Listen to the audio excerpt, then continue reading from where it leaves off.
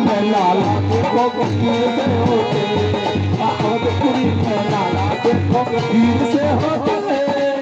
प्यारे भक्तों, अब तो जनकपुरी की माताएं गाली दे रही हैं और भगवान राम तो बैठे हुए हैं, क्योंकि उनका स्वभाव ही था, सरल स्वभाव के थे। लेकिन बगल में लक्ष्मण बैठे हुए थे। लक्ष्मण को गुस्सा आ रहा था। लक्ष्मण कहने लगे, ये भैया चुपचाप सुन रहे हैं, कुछ कह क्यों नहीं रहे। लक्ष्मण जी कहने लगे, भैया देखिए, आप चुप रह सकते हो, हमसे तो चुप नहीं रह जाएगा, हम तो अवश्य बोलेंगे। और उन्होंने लक्ष्मण जी ने भी जनकपुरी की जो माताएं थी ना, उन जनकपुरी की माताओं को पुरी पर गुना रख के दिया। लक्ष्मण जी कहने लगे कि तुम हमारी बातें कर रही हो, अरे हमारे यहाँ पर तो भीड़ से होते हैं, लेकिन इस जनकपुरी में कैसे मिटनियां होती हैं वो तो हमें भी पता है। राधे और लक्ष्मण कहने लगे, सुनिए, बना ले जा भूला ना और कर होती, ना सोर कर होती, ना और कर होती, ना सोर कर होती, क्या जनकपुरी में बिटिया करती सोर कर होती, क्या जनकपुरी में ना और कर होती, ना पीर कर होती, ना और कर होती, ना पीर कर होती, या जनकपुरी में बिटिया गलती छोड़ के होती, क्या जनकपुरी में बिटिया करती सोर कर होती, हाँ, या जनकपुरी में बिटिया गलती छोड़ के होती।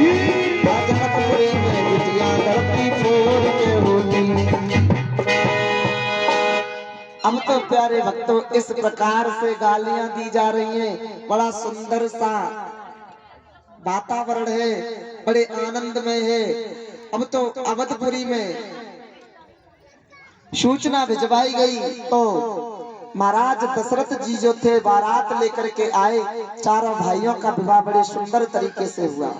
कहते हैं भगवान राम का विवाह मैया सीता के साथ हुआ और लक्ष्मण जी का विवाह उर्मिला जी के साथ में हुआ, और जो शत्रुघ्न थे उनका विवाह सुतकीर्ति के साथ में हुआ, और भरत का विवाह मांडवी के साथ में हुआ।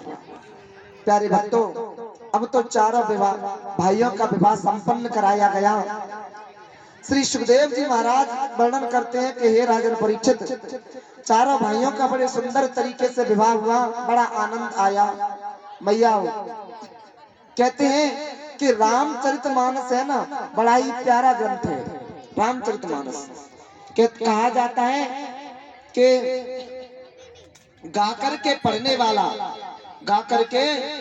वाला एक अकेला विश्व में ग्रंथ है जिसका नाम रामचरितमानस है। प्यारे भक्तों, इसमें परिवार कैसे चलना चाहिए, परिवार में कैसे रहना चाहिए, ये सब सिखाया गया है। चरित्र कैसा रखना चाहिए ये भी बताया गया है। कहते हैं वो राम जी थे जिन्होंने केवल और केवल एक बात कहने पर, केवल कैकेयी ने यही तो मांगा था 14 वर्ष का वनवास, छोटी सी बात पर केवल और केवल 14 वर्ष का वनवास काटा।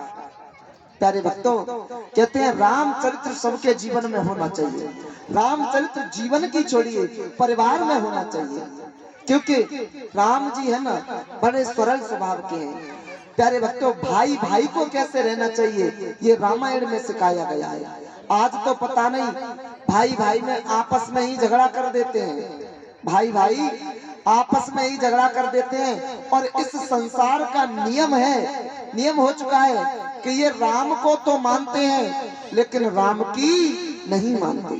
यदि राम की मानने लगेंगे उसी दिन ये झगड़ा समाप्त हो जाएगा, घरों में दीवारें लगना समाप्त हो जाएंगे। और कैसे क्या कहने लगे, भगवान कितनी सुंदर बात कही, राम को तो मानते, राम की बात नहीं मानते। जैसे हम कुछ बोले तो हमारी बात कोई नहीं मानता, बजाओ ताली। बोले ऐसे पंडित तो मेरे घूमता रख